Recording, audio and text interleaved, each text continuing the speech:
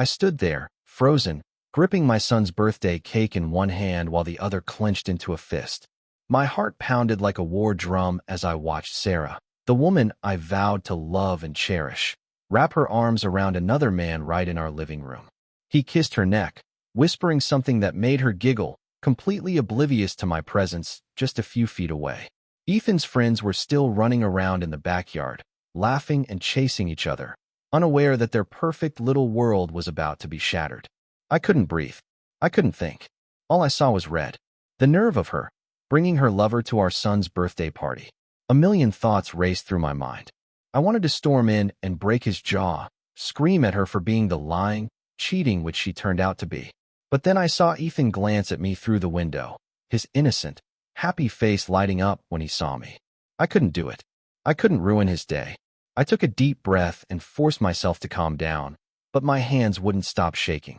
My eyes never left them as they kept whispering and laughing like I didn't even exist. That's when I knew I needed to play this differently. If she wanted to humiliate me, I'd make sure she'd regret it for the rest of her miserable life. I wasn't just going to confront her. No, I was going to make it unforgettable. A surprise so brutal that it would haunt her every time she looked at me. I wiped the anger from my face, put on a smile, and walked back outside to join the party. If Sarah wanted a spectacle, I was going to give her the show of a lifetime. As I walked back into the yard, I plastered a fake smile on my face, trying to suppress the volcano of rage bubbling inside me. My mind was racing with 1,000 thoughts. How long had this been going on? How many times had she brought him around our son while I was busting my ass at work to give them everything they wanted? I greeted the other parents and forced myself to laugh at their jokes, pretending everything was perfectly normal. But my eyes kept darting back toward the house, where Sarah and that bastard were probably still making out like horny teenagers. I couldn't afford to lose my cool, not yet. I needed a plan, a way to make sure they both felt the sting of betrayal I was feeling right now. One of Ethan's friends came running up to me, tugging at my shirt. "Mr. Miller, can you help us with the piñata?" I forced a smile and nodded. "Of course, buddy." I grabbed the stick and handed it to the kid, giving him some encouragement while my mind was still fixated on what I'd just witnessed. I glanced back at the house, and sure enough, Sarah and her new boyfriend were coming out, trying to look casual, as if nothing had just happened. I felt my jaw clench as she walked over, putting on that sweet, fake smile. "Everything okay, honey?" she asked, like butter wouldn't melt in her mouth. I swallowed down the urge to call her out right there. "Yeah, just helping the kids with the piñata," I replied, my voice steady and calm. I wasn't going to give her the satisfaction of seeing me break. Not yet. Jake, the homewrecker, sauntered over like he owned the place, casually introducing himself to the other parents. I watched him closely, studying his mannerisms, his cocky grin, the way he kept glancing at Sarah when he thought no one was looking. I hated him with every fiber of my being. I needed more information. I needed proof, something undeniable that would ruin her little fantasy world. I pulled out my phone and discreetly snapped a few pictures of them together. If this went to court, I'd make damn sure everyone knew exactly who she was. Then I noticed Sarah slipping away, her phone clutched tightly in her hand. Curiosity gnawed at me, and I followed at a distance, keeping to the shadows. She was standing by the garden fence, texting like her life depended on it. I crept closer, careful not to make a sound, and managed to hear snippets of her hushed conversation over the phone. "Yeah, he doesn't suspect a thing. I know, right? He's so clueless. I can't believe he's not even suspicious. Babe, just wait till tonight. I'll make up an excuse and meet you after the party." I felt a new wave of anger crash over me, my fists itching to slam into something. Or someone. Clueless? I was clueless. I wanted to charge in there and scream in her face, but I knew it wasn't the right move. Not yet. I needed to keep my composure, let her think she still had the upper hand. Taking a deep breath, I stepped back and returned to the party before she could notice me lurking. I needed to hit her where it hurt most, her reputation, her comfortable little life, everything she thought was untouchable. And I knew exactly how to do it. As the party continued, I made small talk with the guests, all while planning my next move. Jake was still mingling with the parents, oblivious to the brewing storm. I overheard him bragging about his new relationship to one of the dads, claiming that it was just a matter of time before she leaves her loser husband. My blood boiled, and I bit my tongue to keep from lashing out. But I wasn't done yet. I saw Ethan laughing with his friends, completely unaware of the chaos surrounding his family. I couldn't ruin this day for him. He deserved to be happy, at least for a few more hours. I caught Sarah's eye across the yard, and she smiled at me. One of those sweet, practiced smiles she probably gave Jake when I wasn't around. I forced myself to return it, pretending like I didn't know a damn thing. She had no idea that her perfect little secret was unraveling right before her eyes. I needed to confront her, but not now. Not with the kids around. I'd planned something better, something that would make sure she never forgot this day for the rest of her life. I wasn't just going to call her out. I was going to expose her for the lying, cheating snake she was, and I was going to do it in a way that would burn her entire life to the ground. The rest of the party dragged on, every second feeling like an eternity. I could barely look at her without wanting to scream. But I stayed composed, calm, even charming when parents came over to chat. Sarah looked pleased with herself, probably thinking she'd managed to fool me again. She had no idea what was coming. By the time the party started winding down, I had everything planned out in my head. I would wait until the guests left, until the house was quiet, and it was just the three of us. Then I'd lay it all out on the table. The lies, the betrayal, the disgusting way she thought she could manipulate me. I'd make sure she knew that I wasn't going to be her fool any longer. And when Jake left, clueless and unaware of the storm brewing behind him, I knew it was time to put my plan into action. Tonight would be the end of her little fantasy. Tonight, I'd make sure she regretted every single lie. The guests finally left, oblivious to the brewing storm that had been festering all day. Ethan was worn out from the excitement, and I guided him to his room, giving him a big hug and tucking him in. He looked up at me with his innocent, sleepy eyes and mumbled, "Thanks for the best birthday ever, Dad." My heart clenched painfully, but I forced a smile and kissed his forehead. "Anytime, buddy. Sleep tight." I closed the door quietly, pausing for a moment to let the rage settle back in. Downstairs, I heard Sarah cleaning up, humming softly like nothing was wrong, like she hadn't just publicly humiliated me in my own house. The audacity of it made my hands tremble. I walked down the stairs, slow and deliberate, making sure she heard me coming. She glanced up from gathering empty paper plates and forced a smile. "Hey, can you take out the trash? It's overflowing." I didn't respond, just stood there, arms crossed, staring at her like I was seeing a complete stranger. The fake cheerfulness in her voice only made me angrier. "You know," I said slowly, "it's funny how you can hum and smile after bringing your boyfriend to our son's birthday party." Her face dropped instantly. She tried to cover it up with a laugh. "What are you talking about? You're being ridiculous again." I felt my jaw clench as I took a step closer, lowering my voice to keep the volume from waking Ethan. "I saw you. I saw the way you were all over him when you thought I wasn't looking. I heard you on the phone. Don't you dare try to lie to me, Sarah. Not this time." She rolled her eyes, her face hardening. "You're paranoid. It's all in your head. You always think the worst of me." I almost laughed at how casually she dismissed it. "You know what's funny?" I shot back. "How your work friend was bragging to the other dads about how it's only a matter of time before you dump me for him. You think I didn't hear that?" Her face turned red, and she crossed her arms defensively. "He was joking. You're making something out of nothing. God, Mike, you're so insecure it's pathetic." I took a deep breath, forcing myself to stay calm even though my pulse was pounding in my ears. "Insecure? Really? Is that why you're sneaking off to meet him after the party? You think I didn't hear that little phone call by the fence? You think I'm that stupid?" Her eyes widened just for a second before narrowing again, and I knew I had struck a nerve. "You were spying on me? That's disgusting, Mike. No wonder I need someone who actually trusts me." I couldn't hold back anymore. "Trust you? Are you out of your damn mind? You're bringing your affair partner to our son's birthday party and calling me insecure? You're pathetic, Sarah. You can't even take responsibility for what you've done. You're a coward." She stepped closer, getting right in my face. "Maybe if you weren't so boring and predictable, I wouldn't need to find excitement somewhere else. You're always working, always busy, and I'm just supposed to sit around waiting for you to notice me? I deserve to be happy too." My blood boiled at how easily she tried to shift the blame. "Happy? You're destroying our family, and you're trying to play the victim? You disgust me." She scoffed and pushed past me, heading toward the living room. "You're being dramatic. You're not even hurt.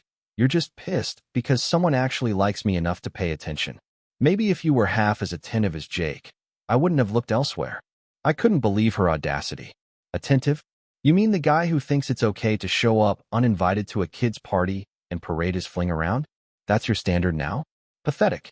She spun around, her eyes blazing. You don't know anything about him. At least he makes me feel wanted. You're just an obsessive control freak who treats me like a possession. I let out a bitter laugh. Possession? You're the one who treats me like a doormat while you sneak around behind my back. I'm done being the idiot who turns a blind eye just to keep the peace. You want to be with him? Fine. But I'm making damn sure everyone knows who you really are. She hesitated, realizing that her little fantasy world was crumbling. What are you talking about? I pulled out my phone and showed her the pictures I had taken of them together during the party. You think I'm going to just roll over and let you humiliate me? Think again. I'm not going to be the loser in your little fairy tale. I'm filing for divorce, and I'm keeping Ethan. You can go live your trashy romance with that lowlife. For the first time, I saw genuine panic in her eyes. You can't do that. You can't take my son away from me. Oh, I can. And I will. You just made sure of it when you brought your boyfriend to his birthday party and rubbed it in my face. I'm done, Sarah. I'm done being your fool. Her mouth opened, but no words came out. She just stood there, stunned and speechless, and for once, she didn't have a snarky comeback. I didn't wait for her to pull herself together. I walked past her, out the door, and into the cool night air. My mind was already spinning with what needed to be done. Calls to lawyers, gathering evidence, making sure Ethan was protected from her toxic mess. For the first time in a long while, I felt something other than rage. I felt a strange sense of freedom. I spent the night on the couch, the silence in the house almost deafening after the chaos of the party and the confrontation. My mind was a storm, replaying every lie, every excuse Sarah had ever given me. I couldn't sleep. Every time I closed my eyes, I saw her wrapped around him, laughing like I didn't even exist. My phone buzzed on the coffee table, and I glanced at it to see a message from one of the dads from the party. Hey man, everything okay? Your wife's friend seemed out of place at the party. Just wanted to check in. I wanted to laugh and scream at the same time. Out of place. That was putting it mildly. I didn't respond, just tossed the phone back on the table and buried my face in my hands. How did my life turn into this mess? How did I end up being the guy who got played like a complete idiot? A soft creak made me look up. Sarah was standing in the doorway, her face a twisted mix of guilt and anger. Can we talk? She asked, her voice quieter than usual. I didn't move, just stared at her like I was seeing a stranger. What's there to talk about, Sarah? You made your choices loud and clear today. She crossed her arms and leaned against the doorframe, trying to look casual, but I could see the tension in her shoulders. You're overreacting. You always blow things out of proportion. You never listen to my side of the story. I let out a bitter chuckle. Your side of the story? Okay, go ahead. Tell me why bringing your affair partner to our son's birthday party was a good idea. I'm dying to hear your logic. She hesitated, her lips pressing into a thin line. He's not. It's not what you think. Jake's just a friend. You're just being paranoid because you're insecure and controlling. I couldn't take it anymore. I stood up, towering over her, my voice low but laced with fury. Do you think I'm stupid, Sarah? I saw you two together. I heard your little phone call by the fence. Don't stand there and insult me with more lies. Just admit it. You're cheating. Her eyes flashed with defiance, but I saw a flicker of fear too. Fine, she snapped. Yes, okay. I'm seeing him. Are you happy now? God, Mike, you're just so suffocating. You never give me space, and he makes me feel alive again. I felt like I'd just been punched in the gut. The truth was out, and hearing it hurt more than I thought it would. Alive? You mean sneaking around like a coward makes you feel alive? Betraying your family is your idea of excitement. She rolled her eyes. You never understand. You're always so serious, always working, always too busy to even notice me. Jake, he pays attention to me. He makes me feel wanted. I clenched my fists, fighting the urge to yell. You think that justifies breaking your vows? You think that makes it okay to destroy our family because you needed some cheap thrill? What about Ethan? Did you even think about him? Her face softened, and for a moment I thought I saw guilt in her eyes. I didn't mean for it to get this far. I didn't know how to stop once it started. I couldn't believe her. That's your excuse? You didn't know how to stop? How about just not starting in the first place? How about being honest with me instead of dragging me through the mud? She looked away, unable to meet my gaze. You never would have understood. You would have just gotten angry and blamed me for everything like you always do. I felt a cold, hard lump in my chest. So it's my fault now? You screw around behind my back, and it's because I'm too serious and hardworking? You're unbelievable. She looked like she wanted to argue, but I didn't give her the chance. You know what, Sarah? I'm done. You've made your choice, and now I'm making mine. I'm calling my lawyer tomorrow, and I'm filing for divorce. You and Jake can go feel alive somewhere far away from me and my son. Her eyes widened, and for the first time, real fear flickered across her face. You can't just take Ethan away from me. I scoffed. Watch me. You think any court is going to side with you after what you've done? You think dragging a random guy to your kid's birthday party while pretending everything's fine is going to look good? Good luck explaining that to a judge. She looked like she was going to cry, but I couldn't feel sympathy anymore. Not after everything. She had made her bed, and now she had to lie in it. I turned and walked out of the room, heading back to the living room to collect my thoughts. I didn't know where to go from here, but one thing was clear. I wasn't going to let her get away with playing the victim. As I sat down on the couch, I felt my phone vibrate again. This time it was a message from my brother, asking how the party went. I almost laughed at the irony of it all. I typed back a quick reply. Party was fine. Sarah decided to invite her boyfriend. Divorce is next. A few seconds later, his response came through. What the hell? Call me ASAP.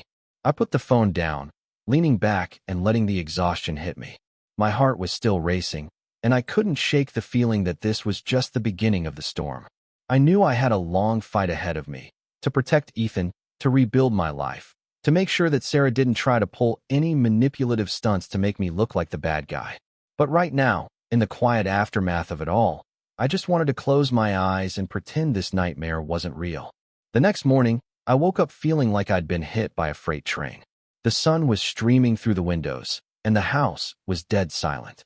I hadn't slept much. Every time I closed my eyes, I kept seeing that bastard's face, hearing Sarah's pathetic excuses ringing in my ears. My phone was buzzing nonstop, texts from friends and family who'd heard bits and pieces of what happened. I knew I had to get moving. I couldn't afford to just sit around and wallow in anger.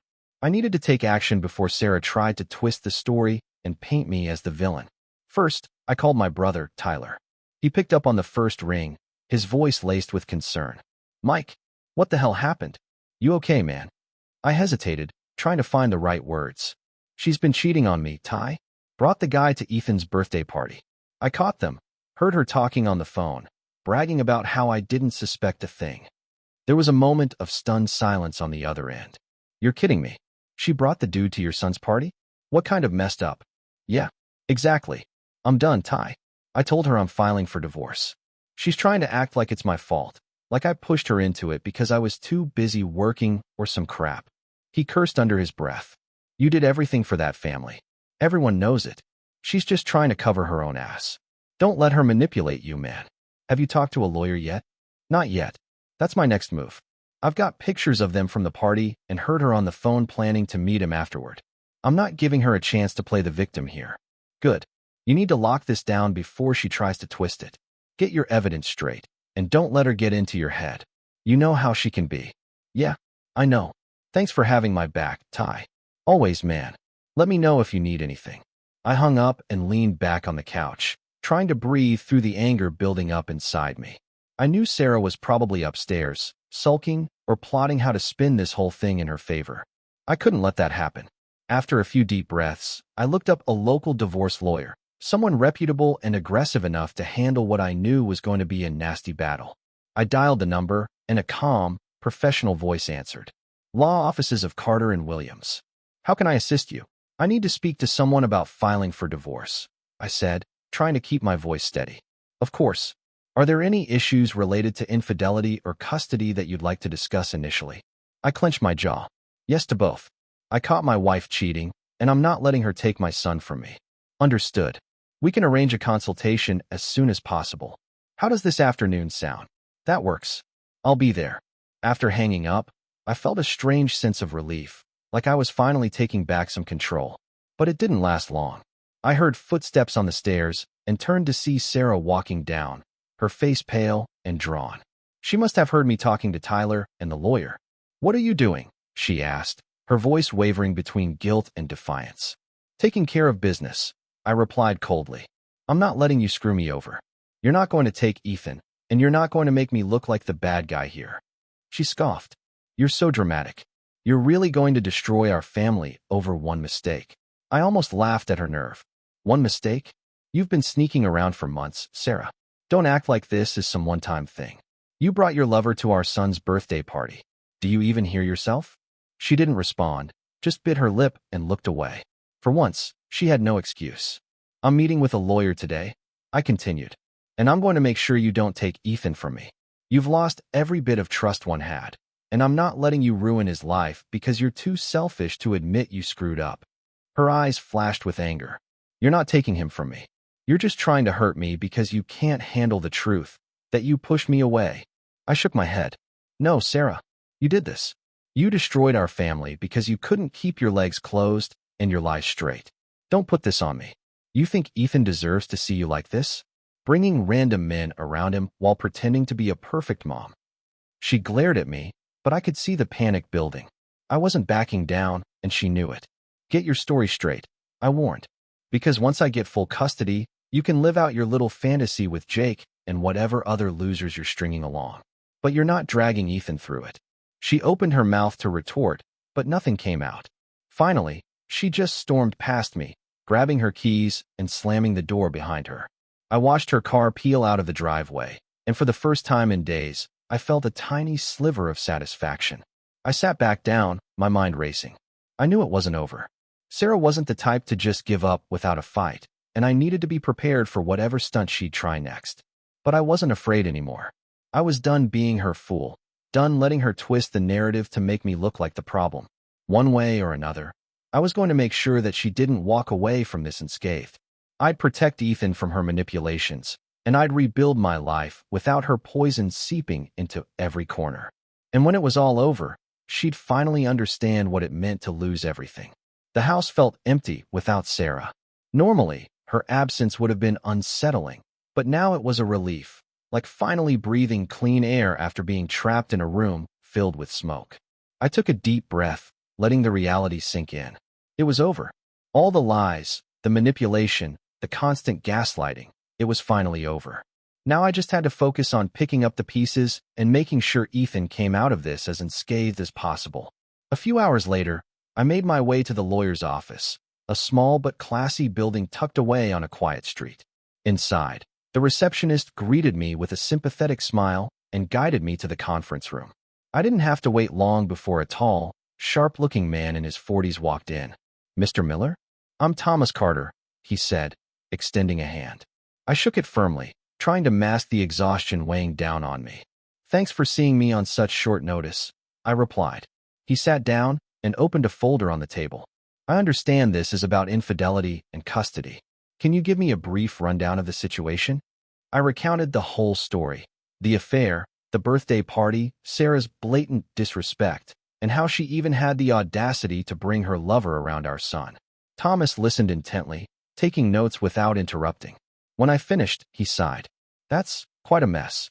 But the fact that you have photographic evidence and overheard her discussing the affair gives us a strong foundation. California is a no-fault divorce state, but when it comes to custody, her behavior could significantly impact the outcome.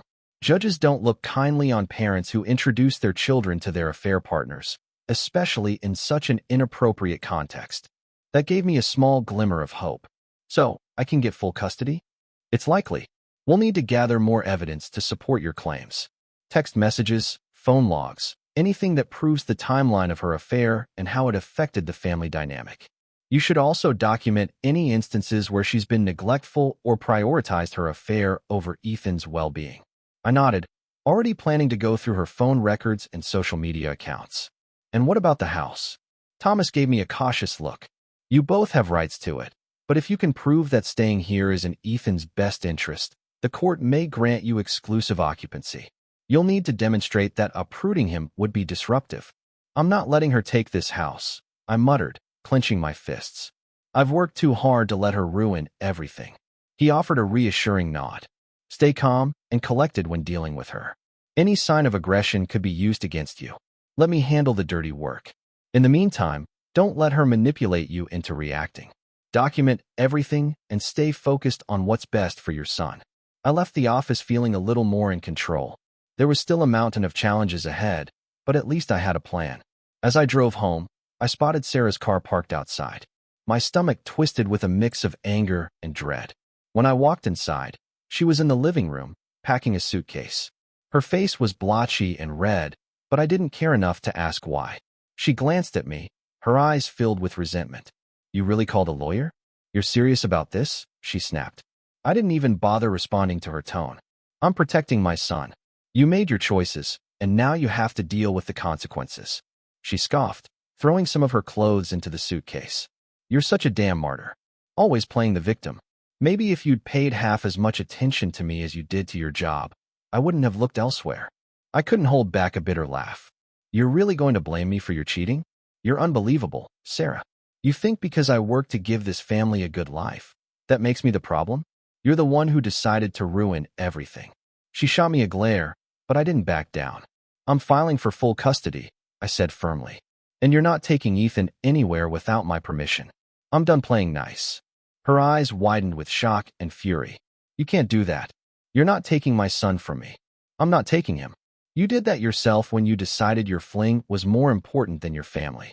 You think a judge is going to side with you after you brought your boyfriend to our kid's birthday party? You're out of your mind." She dropped the shirt she was folding and stalked over to me, her face flushed with anger. "You're such a hypocrite. You think you're some kind of saint because you work and provide. That doesn't make you a good husband. You were never there for me." I glared at her, unable to contain my frustration. "Maybe if you'd been honest with me instead of sneaking around, I would have known you were unhappy.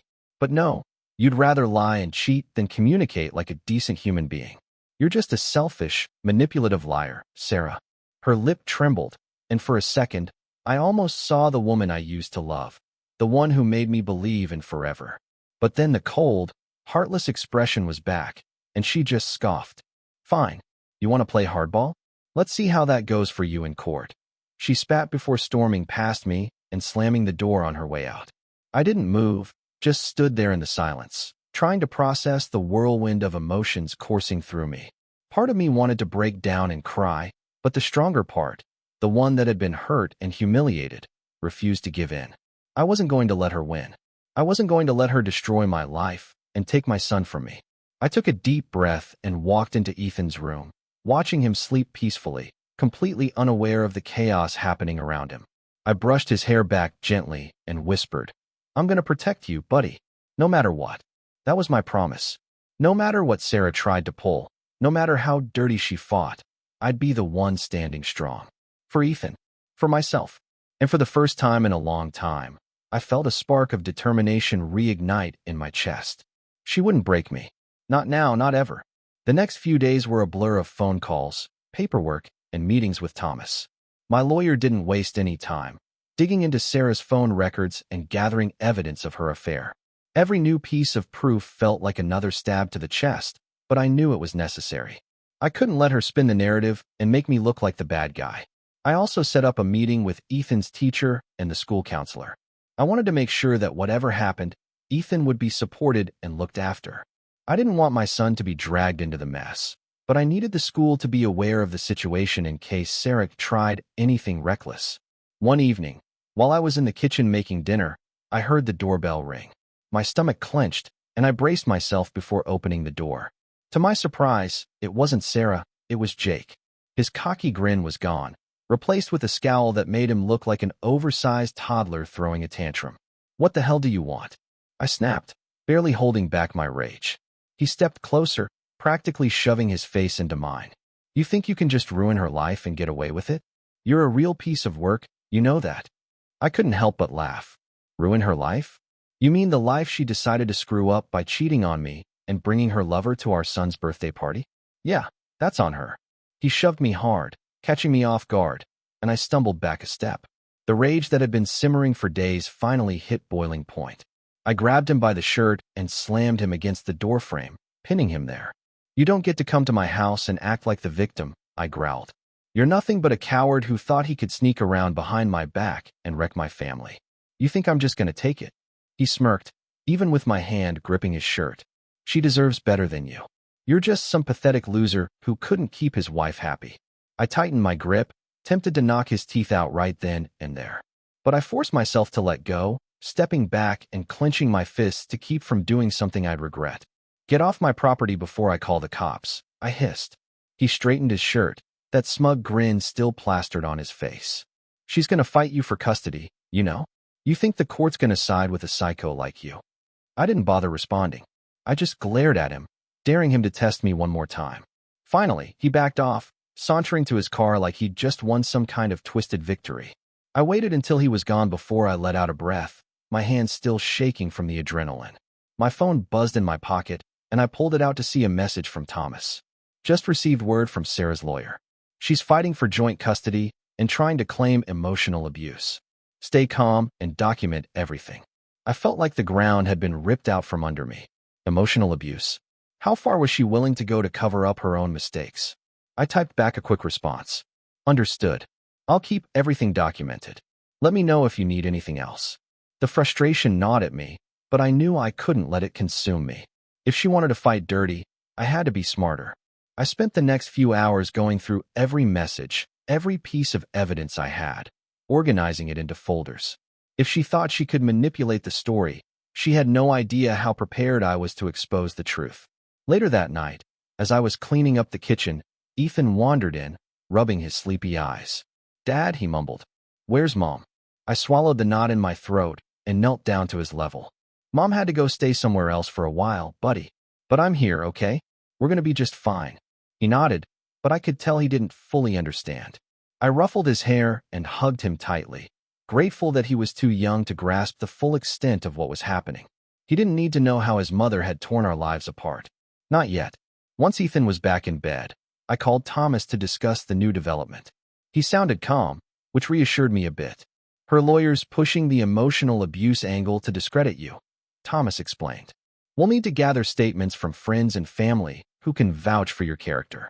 The more positive testimonials we have, the harder it will be for her to make that claim stick." "Got it. I'll start making calls tomorrow." "Anything else I should be doing?" "Just stay composed. Don't confront her directly. Let me handle all communication through her lawyer. You focus on being there for Ethan and keeping your side of the story spotless." After hanging up, I took a long, steadying breath. I couldn't let her lies destroy me. I couldn't let her drag me through the mud while she pretended to be the victim. I wouldn't give her that satisfaction. The next morning, I made a list of people I could count on to back me up: Tyler, my parents, a few close friends who knew the real story. I couldn't risk anyone wavering or being manipulated by Sarah's version of events. I had to make sure everyone knew the truth before she could poison their minds with her lies. Just as I finished drafting my plan, my phone lit up with a new notification, a message from Sarah. Against my better judgment, I opened it. "You're a coward for trying to take my son away from me. You think I'm just going to let that happen? I'll destroy you in court if I have to." I stared at the message, my pulse pounding in my ears. It was almost laughable. She was still trying to act like she was the victim, like I was the one who had done something wrong. I closed the message without replying, refusing to give her the satisfaction of knowing she got to me. Instead, I opened my notes and typed up a summary of the day, everything from Jake's confrontation to Sarah's latest threats. I needed a record of every interaction, every lie, every attempt to manipulate me. No matter how hard she tried, I wasn't going to let her rewrite the story. I was going to make damn sure that when this was all over, the truth would be clear as day. She wasn't the victim here, and I was done playing the fool. The final court date loomed closer, and I felt like I was walking on a tightrope with no safety net. Sarah and her lawyer had been pushing the emotional abuse angle relentlessly, trying to paint me as some controlling, heartless monster who made her life unbearable. I couldn't believe how far she was willing to go just to save her reputation and avoid taking responsibility for her betrayal. Thomas had been on top of it, though, gathering character statements from friends, family, and even some of the parents from Ethan's school who had witnessed how I treated both my wife and my son. The evidence of Sarah's affair was undeniable, and I knew that was my strongest weapon. I just needed to keep my composure when facing her in court. The morning of the hearing, I dressed in my best suit, took a deep breath, and looked at myself in the mirror. I couldn't afford to look broken or defeated. I needed to project strength, not just for myself, but for Ethan. He was staying with my brother for the day, blissfully unaware of the legal battle his parents were about to wage. When I arrived at the courthouse, Thomas was waiting for me by the entrance. He gave me a firm nod. "You ready for this?" he asked. "As ready as I'll ever be," I replied, trying to keep my voice steady. We walked inside, and it didn't take long for Sarah to arrive with her lawyer, and, to my disgust, Jake. He wasn't allowed in the courtroom since he had nothing to do with the custody battle, but the fact that he even bothered to show his face infuriated me. Sarah didn't meet my eyes, but I could tell she was trying to look composed, like the devoted mother wronged by her cruel husband. The courtroom was intimidating, rows of wooden benches, the judge's seat elevated at the front. Once the hearing began, Sarah's lawyer immediately launched into their prepared attack, spinning a narrative where I was the controlling, work-obsessed husband who neglected his wife's emotional needs. Sarah's lawyer called her to the stand, and I had to sit there and listen to her lie through her teeth about how I supposedly made her feel trapped and unloved. She played the victim masterfully, even managing to squeeze out a few fake tears. I wanted to scream at the injustice of it all, but I kept my expression calm and unreadable. When it was our turn, Thomas called me to the stand. I recounted the events of the birthday party, the way Sarah shamelessly brought Jake into our home, the photos I took of them being overly familiar, the phone call I overheard about meeting up after the party.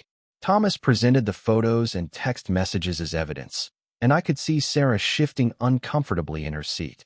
Then Thomas called in one of the dads from the party, Matt, who testified to overhearing Jake bragging about how it was only a matter of time before Sarah left me for him. The judge's expression hardened as he listened, clearly unimpressed by Sarah's behavior. But the real blow came when Thomas presented character statements from friends and family, all testifying to my dedication as a father and how devastated I was by Sarah's betrayal. Even Sarah's own sister submitted a statement condemning her actions and expressing support for me having primary custody. When Thomas finally rested our case, I could see the cracks forming in Sarah's confident facade. Her lawyer tried to counter with more emotional manipulation, but it was clear the tide had shifted. The judge cleared his throat and addressed us both. "Mr. Miller, Mrs. Miller, this is not an easy decision, but it is clear to me that the environment you created during your son's birthday party was not only inappropriate, but demonstrated a complete lack of judgment on your part, Mrs. Miller. You chose to expose your child to your affair partner without any regard for the potential emotional impact." I felt a wave of relief start to wash over me, but I kept my expression neutral. "Therefore," the judge continued, "I am awarding primary custody to Mr. Miller. Mrs. Miller will be granted supervised visitation until a further assessment can be made regarding her emotional stability and ability to prioritize her child's well-being." Sarah's face turned pale, and she looked at me with a mix of shock and betrayal. I didn't care anymore. She had made her choices, and now she was living with the consequences. As the judge wrapped up the hearing, I finally allowed myself to breathe. I looked over at Thomas, and he gave me a reassuring nod. It was over. The battle was finally over, and I had won. After court adjourned, Sarah rushed up to me, her eyes filled with desperation. "Mike, you can't do this. You can't take Ethan from me. I'm his mother." I looked her dead in the eyes, my voice calm and steady. "You did this to yourself, Sarah? You lied, cheated, and tried to drag me through the mud just to cover your own guilt. I'm done being your scapegoat.